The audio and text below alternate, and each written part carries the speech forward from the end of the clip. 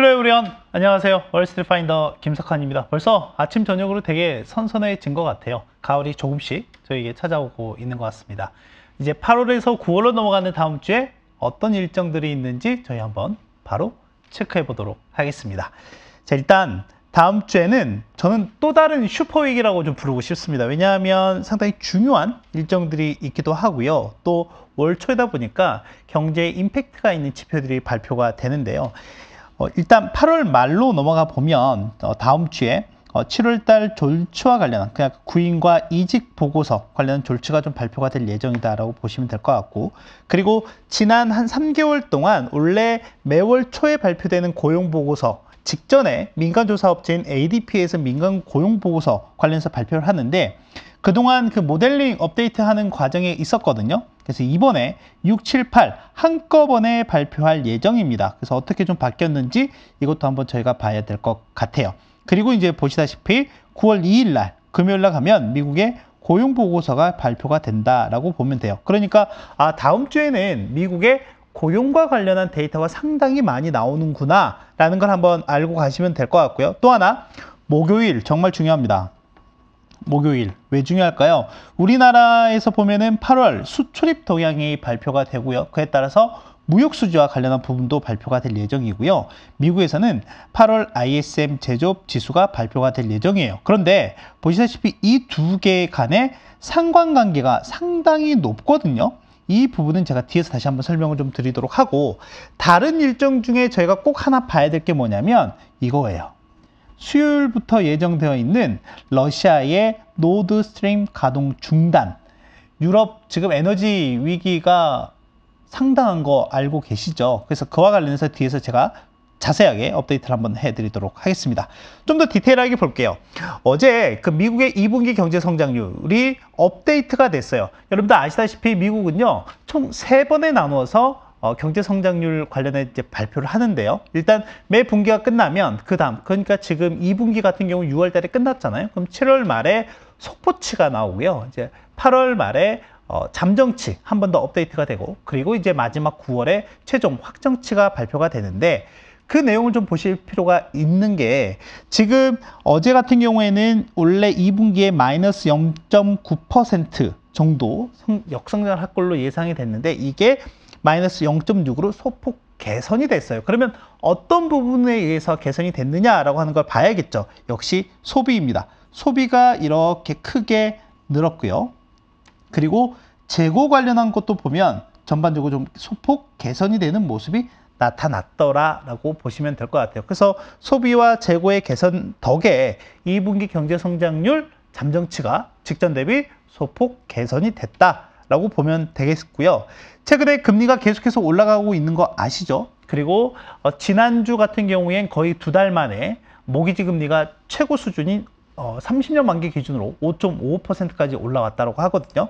그런 측면에서 봤을 때 최근에 주택과 관련한 이 투자 부분이 지속적으로 둔화되고 있는 모습을 확인을 제가 하고 있죠. 그래서 그런 부분들도 역시 이 경제 성장률 데이터에 녹아져 있더라라는 걸로 이해를 하시면 될 것 같습니다.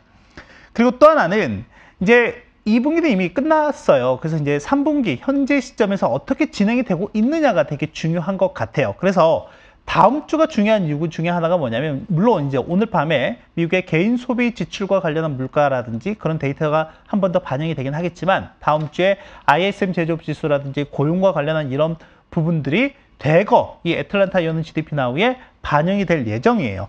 여기 보시면은 이제 날짜별로 이렇게 나와 있잖아요. 그리고 이제 어떤 데이터가 여기에 반영이 되느냐는 이제 나와 있으니까 한번 살펴보시면 될 것 같고, 일단 3분기 같은 경우에는 원래 2.5%대까지 확장이 됐던 게 지금이 1.4%로 다소 좀 축소가 되어 있는 부분이 있다라고 보면 될 것 같고, 방금 말씀드렸던 것처럼 오늘 밤에 개인 소비 지출, 그리고 다음 주에 ISM 제조업 지수, 그리고 고용 보고서 뭐 이런 것까지 이제 반영이 된다라고 하면 향후에 이 추이가 어떻게 되는지도 한번 유심히 봐야 될 포인트다라고 보면 될 것 같아요. 그리고 또 하나는 ISM 제조업 지수라고 말씀을 드렸는데, 실제 이거는 우리나라 수출 경기와 상당히 높은 상관성을 갖습니다. 한번 보시면 전체적으로 이 흐름 자체가 거의 유사하게 움직이는 거를 확인을 할 수가 있죠. 지금 전체적인 ISM 제조업지수 헤드라인 같은 경우에는 이 기준선이 50이에요. 이 50을 기준으로 해서 이 50보다 위에 있으면 경기가 확장 국면에 있다라고 얘기를 하고, 이 50보다 밑에 있으면 축소 국면 또는 위축 국면이다라고 얘기를 하거든요. 근데 헤드라인 전체적으로는 50을 상회하고 있기는 한데, 여기서 저희가 또 봐야 될 게 뭐냐면, 공장이 잘 돌아가기 위해서는 어떻게 해야 돼요? 주문이 계속 밀려들어야 되잖아요. 그런 측면에서 봤을 때 저희가 이 신규 수주라고 하는 데이터를 잘 봐야 되고요. 이 신규 수주와 우리나라의 수출 증가율의 상관관계도 한번 볼 필요가 있습니다. 그런 측면에서 봤을 때 지난 2달 동안 이 신규 수주 데이터가 급감하는 모습이 좀 나타났었거든요. 그래서 기준선 50을 하회하고 있는 상황이에요. 그렇기 때문에 이 신규 수주의 데이터가 반등이 나오는지도 한번 봐야 될 것 같고, 그리고 그에 따라서 우리나라의 전체적인 수출 경기 자체적으로도 보면 이것들이 어떻게 반등이 나오는지 또는 둔화가 되는지도 한번 같이 체크를 해봐야 될 것 같아요. 또 하나는 우리나라 수출 경기 같은 경우에는 글로벌 경기 선행 지수 항목 중에도 들어가는 부분이기 때문에 글로벌 경기를 판단하는 데 있어서도 매우 중요한 척도다라고 보면 되겠습니다. 그리고 또 하나는 제가 2분기 경제 성장률이 업데이트가 되면서 좋았던 부분이 소매화, 그러니까 개인 소비와 관련한 부분들이 좀 좋은 모습을 좀 나타냈었는데, 이제 제가 주간 단위로 집계가 되는 뭐 레드북 지표라든지 또는 뉴욕 연은의 주간 경제 활동, 이런 지표들을 좀 보면 비록 소매 판매나 소비와 관련한 이런 부분들이 일단은 괜찮게 나오긴 했는데, 최근 들어서 계속 저희가 우려하고 걱정하고 있는 게 뭐냐면 이 인플레이션과 관련해서, 그러다 보니 개인 소비자들의 지갑이 얇아지는 그런 부분에 대해서 많이 걱정을 하고 있었던 거잖아요. 그런 측면에서 봤을 때 이 주간 단위로 나오고 있는 이 데이터들 같은 경우는 완연하게 좀 둔화가 되고 있는 모습이 좀 있다 보니 하반기에도 계속해서 우리는 경기가 좋냐 또는 나쁘냐, 그런 측면에서 봤을 때 소비자들의 소비 심리라든지 또는 이 소비 성향, 이런 부분들이 좋냐 나쁘냐에 대한 이런 부분에 대한 논쟁이라고 해야 될까요? 이런 논쟁이 상당히 좀 핫할 가능성이 있다라는 걸로 좀 이해를 하시면 될 것 같습니다. 자, 그러면 최근에 증시 움직임에 대해서 한번 얘기를 좀 해볼게요. 어땠었죠? 지난 한 5주 동안, 그러니까 6월 중순 저점 이후부터 한 7월 말, 8월 초까지는 상당히 긍정적인 모습을 보였는데, 지난주 후반부터 약간 시장의 움직임이 바뀌는 스타일이 바뀌었어요. 그랬을 때 그 증시 반전의 트리거가 뭐였느냐라고 하면 크게 두 가지인 것 같습니다. 하나는 달러 인덱스 같고요. 다른 하나는 국채금리 상승이에요. 일단은 뭐 성장주라든지 또는 빅테크, 대형 기술주 이런 기업들이 상승을 함에 있어서 실제 국채금리 하락이 상당히 긍정적인 영향을 미쳤다라고 보시면 될 것 같아요. 실제 6월 저점부터 8월까지 보면은 계속해서 이 10년물 국채금리가 하락하는 모습을 좀 실제로 보이기도 했죠. 3.5% 수준에서 2.6% 수준까지 하락을 했었으니까 실제 성장주에 대한 위험 선호 자산에 대한 선호 현상이 상당히 강화가 됐었던 부분이다라고 보시면 될 것 같고, 물론 전반적으로 올해 달러 강세 기조가 유지가 되고 있기는 하지만 실제 이 부분적으로는 달러 약세가 유지가 되면서 방금 말씀드렸던 것처럼 위험 자산에 대한 선호 심리가 상당히 강해졌었던 구간이었다라고 보면 될 것 같아요. 그런데 달러 인덱스가 강세로 가고 국채금리가 상승을 하다 보니까 이 리스크 온 상태에서 이제는 어떻게 해야 돼요? 오프 상태로 이제 바뀌게 된 거죠. 그러다 보니 일부 차익 실현 매물들이 극적으로 좀 나타나고 있는 부분들이 있었다라고 하는 게 최근 증시의 움직임이라고 보면 될 것 같습니다. 그러면 왜 이렇게 금리가 다시 또 올라가고 있는 모습을 보였느냐라고 했을 때, 일단은 시장에서는 전반적으로는 이 페드 피봇에 대한 기대감이 좀 많이 낮아졌다라고 보면 될 것 같아요. 이 페드 피봇이라고 하는 거는 실제 금융시장의 변동성이 확대가 됐을 때 연준의 직접적인 개입, 그러니까 지금까지는 어떻게 보면은 금리 인상 가파르게 하던 거를 약간 좀 속도를 늦춘다라든지, 또는 뭐 양적 긴축, 뭐 이제 뭐 시작을 하겠지만 거기에 이런 부분에 대한 전체적인 연준의 스탠스 변화에 대한 기대감들이었거든요. 그게 실제로는 2018년, 19년에도 있었다라고 보면 될 것 같아요. 저희가 그 2008년, 9년 글로벌 금융위기 당시에 이때가 이제 글로벌 금융위기 당시라고 좀 보시면 될 것 같고, 그 이후에 상당히 오랜 기간 저금리 기조를 유지했었어요. 그리고 2016년 1월에 처음으로 25bp 인상을 했었고, 그 이후부터 이제 쭉 올리게 되죠. 2.5%까지 쭉 한 2년 동안 올리게 됩니다. 그리고 2년이 지난 시점에 가서 2017년 12월부터 양적 긴축을 하게 되는 거였거든요. 근데 지금은 어때요? 이걸 동시다발적으로 좀 진행을 하고 있는 부분이 있죠. 그래서 그때와 지금 좀 다른 상황들이 분명히 좀 있거든요. 그건 좀 뒤에서 다시 한번 보고, 그랬는데 그 이후에 그러니까 금리도 인상을 하고 양적 긴축도 하고 이랬는데, 이때 이제 금융시장의 변동성이 확 커지는 거죠. 물론 이것 때문만은 아니었어요. 당시 새롭게 들어선 트럼프 정부가 미국과 중국 간에 상당히 격렬한 무역 분쟁도 발생했었고요. 그런 외적 요인들도 분명히 좀 있었거든요. 이제 그러다 보니까 연준이 빠르게 스탠스를 바꿨던 그런 기억이 우리는 강하게 있죠. 근데 이 당시와 지금 시점에 다른 점이 있다라고 하면 단 한 가지가 있습니다. 뭐냐면 바로 물가예요. 물가. 지금 보시는 것처럼 앞에 이 저금리 기조를 유지했던 수준에서는 연준이 항상 2% 정도의 물가 수준을 타겟팅하고 있잖아요. 그랬을 때 항상 이 2% 내외에서 움직이는 모습 또는 그 밑을 하회하거나, 오히려 이 당시에는 이 디플레이션에 대한 우려가 크기도 했었던 시점이라고 볼 수가 있을 것 같아요. 근데 지금은 어떻습니까? 아니에요. 달라요. 40년 만에 상당히 높은 수준의 인플레이션이 유지가 되고 있더라라고 하는 거고요. 그러다 보니까 연준은 지금 어떻게 하고 있죠? 금리도 올리고 있고, 또는 양적 긴축이라고 하는 QT도 같이 진행을 하고 있는 시점이라고 보시면 될 것 같고요. 그래서 오늘 밤에 예정되어 있는 파월 의장의 발언 중에 우리가 봐야 될 게 바로 이 두 가지 포인트라고 보시면 될 것 같습니다. 하나는 향후 금리 인상에 대한 경로에 대한 어떤 힌트를 주느냐에 대한 부분. 좀 더 세게 갈 거야? 아니면은 좀 늦출 수도 있어? 이런 부분들이겠죠. 또 하나는 양적 긴축과 관련한 부분이에요. 지금 앞에서 보셨던 것처럼 거의 지난 6월부터 양적 긴축을 일부 시행을 하고 있긴 하지만은 미미합니다. 떨어지는 속도가. 그도 그럴 것이, 원래 450억 달러씩 줄이기로 했었거든요. 450억 달러씩. 그러니까 이걸 구성을 보면 국채가 대략 한 300억 달러, 그리고 모기지 증권이 150억 달러 이랬었거든요. 근데 실제 퍼포먼스를 보니까 이거 50%밖에씩 못 줄인 거예요. 못 줄인 거예요. 그런데 9월부터는 이게 규모가 950억 달러로 늘어납니다. 국채에서 600억 달러씩 줄이고요. 모기지에서 350억 달러씩 줄이기 시작을 해요. 그러면 이제 이거는 시장에서 분명히 임팩트가 생길 가능성이 있거든요. 여기에 대한 파월 의장의 코멘트가 오늘 밤에 있는 잭슨 홀 컨퍼런스에서 나온다라고 하면 그 부분을 좀 잘 봐야 된다라는 걸로 이해를 하시면 될 것 같습니다.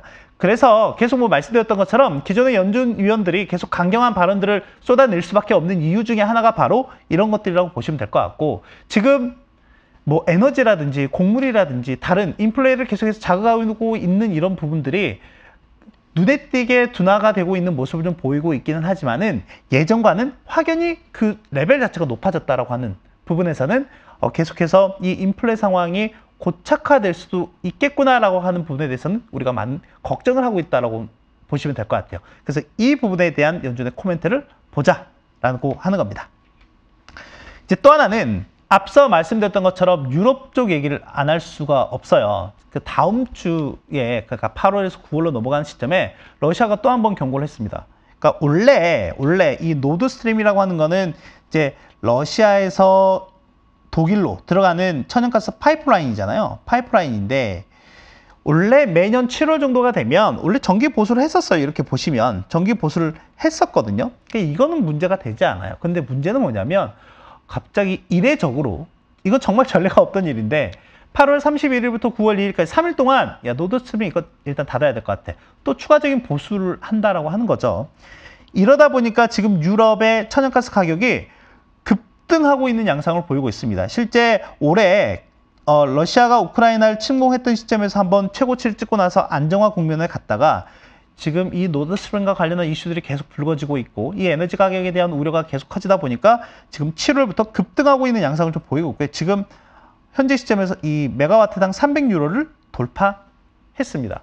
그러니까 뭐 유럽 같은 경우는 이것 때문에 이 에너지 가격 때문에 거의 뭐 골문을 앓고 있는 상황이라고 좀 보시면 될 것 같고, 덩달아서 이 천연가스 가격 상승과 덩달아서 이 석탄 가격도 계속해서 최고치를 찍고 있는 상황을 보이고 있더라라고 하는 거예요. 그러니까 기본적으로 이 에너지에 대한 수요가 계속 늘어나고 있다라고 하는 거고, 이제 뒤에서도 보시겠지만 지금 유럽은 폭염, 가뭄, 산불 난리죠. 이것 때문에.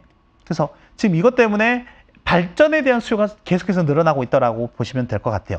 그러면 지금 유럽의 전체적인 천연가스 저장 용량은 얼마나 되느냐 했을 때 보면 지금 작년 최고 수준인 거의 한 77%까지는 채워져 있더라라고 하는 거예요.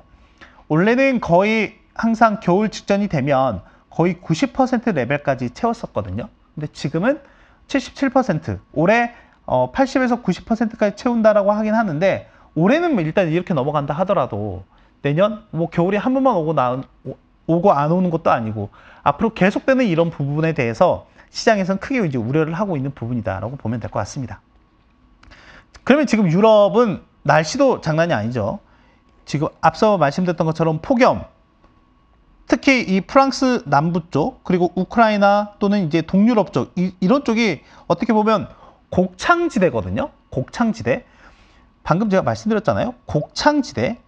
곡창지대에서 나는 게 뭐 해바라기라든지 또는 옥수수, 밀, 이런 곡물들일 거잖아요. 다음 주에 그 유엔 세계 식량기구에서 발표하는 이제 세계 식품 지수, 식량 지수가 있는데, 이것도 최근 한 4개월 동안 둔화가 되고 있는 모습을 보이고 있거든요. 그런데 지금 이렇게 곡물 수급이 원활하지 않는다라고 하면 이게 또 언제 또 이렇게 반등 나올지도 몰라요. 이런 부분들도 제가 좀 고민을 해봐야 된다고 하는 거고, 또 하나는 지금 비가 오고 있지 않다라고 하는 거죠. 최근 3개월 동안 보면 거의 강수량이 없는 상태가 지속이 되고 있더라라고 하는 거예요. 이제 이러다 보니까 또 하나 문제가 되고 있는 게 뭐죠? 유럽 같은 경우에는 내륙 해운이 상당히 잘 발달되어 있습니다. 그리고 그중에 이제 대표적인 게, 저희가 독일을 안 볼래야 안 볼 수가 없는 상황인 거예요. 스위스부터 시작을 해서 네덜란드까지 이어지는 이 쭉 독일을 관통하는 이 강이 바로 라인강이죠. 라인강. 독일의 라인강인데 이 길이가 무려 한 800마일 정도 된다라고 해요. 800마일 정도 된다라고 하고, 유럽 통계청에 따르면 이 라인강의 경제적 가치가 연간으로 따지면 대략 한 800억 달러 정도가 된다라고 보시면 될 것 같습니다. 거의 100조가 넘어가는 경제적 가치를 갖고 있는데, 강에 물이 충분해야지 많은 배들이 왔다 갔다 할 거 아니에요. 흔히 저희가 이제 바지선이라고 얘기를 하고, 이 바지선에 석탄이나 철광석이나 산업 전체적인 근간이 되는 그런 원자재들을 이제 갖고 다니게 되는데, 이 중요한 전체적인 강의 수위가 전체 레벨 다운이 되고 있는 상황이고, 또 하나는 강은 그 특정 포인트가 또 있잖아요. 그러니까 그런 지역이 바로 이 라인강 내에 카우브라고 하는 지역인데, 이 카우브라고 하는 지역의 수위가 거의 2018년 저점 수준까지 내려왔었다라고 보시면 될 것 같아요. 물론 지난주에 소폭 비가 와서 이 수위가 좀 올라오긴 했는데, 근데 걱정스러운 게 또 하나가 있습니다.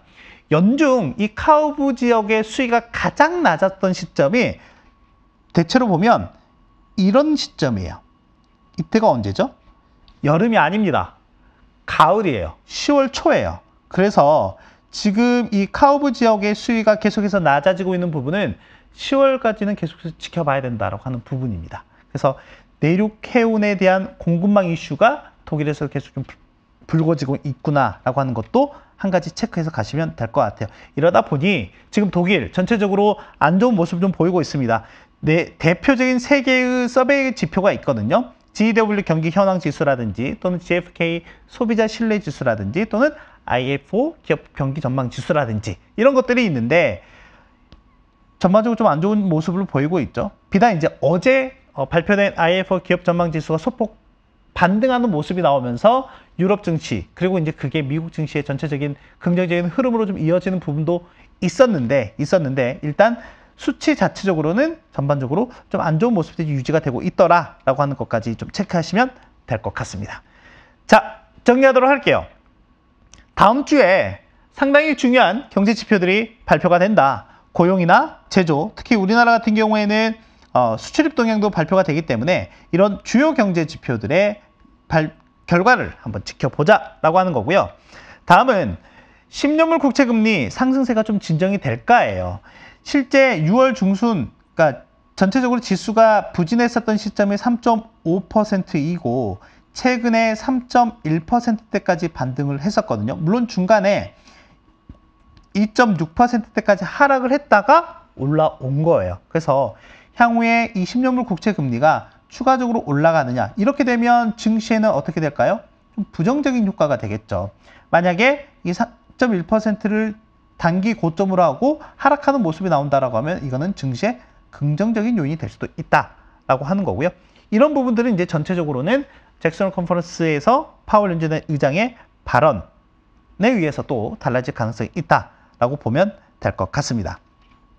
그리고 마지막으로는 유럽의 에너지 위기예요. 물론 단기간에 천연가스 가격이 급등한 부분이 있고요. 만약에 이렇게 가격 급등을 유발했던 어떤 요인들이 해소가 된다라고 하면 또 가격은 급락이 나올 수도 있습니다. 근데 일단 당장은 가격을 끌어올리는 요인이 상당히 지속적으로 작용을 좀 하고 있다라고 하는 거고, 그런 측면에서 보면 8월 30일에서 9월 2일 날 예정되어 있는 이 노스트림 공급 중단 또는 유지 보수와 관련해서 이런 부분들이 유럽 에너지 가격에 어떤 영향을 미칠지도 우리가 계속해서 팔로우할 필요가 있을 것 같다 정도로 정리를 하면 될 것 같습니다. 네, 다음 주도 정말 챙겨볼 게 많은데요. 오늘 말씀드린 게 좀 도움이 됐으면 좋겠고요. 저는 다음 주에 뵙도록 하겠습니다. 바이바이.